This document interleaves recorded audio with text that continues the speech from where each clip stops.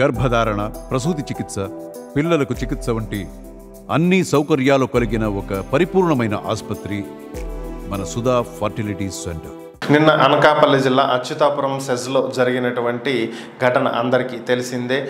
Essentia pharma కంపెనీలో పేలినటువంటి reactor కారణంగా 18 మంది దుర్మరణం పాలవటం, అలాగే 40 మందికి పైగా కార్మికులు ఇంకా విశాఖలోని మెడికేర్ ఆసుపత్రిలో అలాగే పలు ప్రైవేట్ ఆసుపత్రుల్లో చికిత్స పొందుతూ ఉన్నారు. ఈరోజు ముఖ్యమంత్రి చంద్రబాబు నాయుడు వారిని పరామర్శించడం జరిగింది. ఆసుపత్రిలో చికిత్స పొందుతున్న వారిని పరామర్శించి వారికి ధైర్యం చెప్పడం, ప్రభుత్వం అండగా ఉంటుందని చెప్పి తెలియజేయటం జరిగింది. అలాగే మార్చురీ వద్ద రోధిస్తున్నటువంటి మరణించిన కార్మికుల కుటుంబ సభ్యులను కలవటం, వారికి కూడా ధైర్యం చెప్పటం, వారికి ప్రభుత్వం అండగా నిలబడుతుందనేటువంటి భరోసా ఇవ్వటం జరిగింది. అయితే దీనికి సంబంధించే డిప్యూటీ సీఎం పవన్ కళ్యాణ్ స్పందించడం జరిగింది. ఆయన తన కార్యాలయంలో ప్రెస్ మీట్ పెట్టడం జరిగింది. దీనికి సంబంధించి సంతాపం తెలియజేయటమో లేదంటే పరిహారం ఇవ్వటమో సరిపోదని, ఇది పరిష్కారం కాదని, ఖచ్చితంగా ప్రతి కంపెనీ కూడా ప్రతి ఏడాది సేఫ్టీ ఆడిట్ నిర్వహించాలని చెప్పి చెప్తూనే ఉన్నామని, అయినా సరే ఎన్నో కంపెనీలు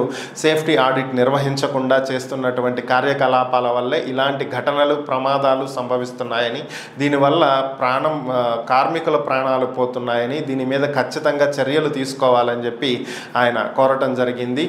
కాలుష్య నియంత్రణ తన శాఖ కిందకు వస్తుందని, సేఫ్టీ తన శాఖ కిందకు రాదని, కాబట్టి ఈ సేఫ్టీకి సంబంధించినటువంటి భద్రతకు సంబంధించినటువంటి శాఖను తాను కోరుతున్నానని, కేవలం సంతాపం తెలియజేయటం, ఇలాంటి ఘటనలు జరిగినటువంటి సందర్భంలో సంతాపం తెలియజేయటం అలాగే పరిహారాన్ని అందించటమే పరిష్కారం కాదు అని చెప్పి ఆయన వ్యాఖ్యానించడం జరిగింది.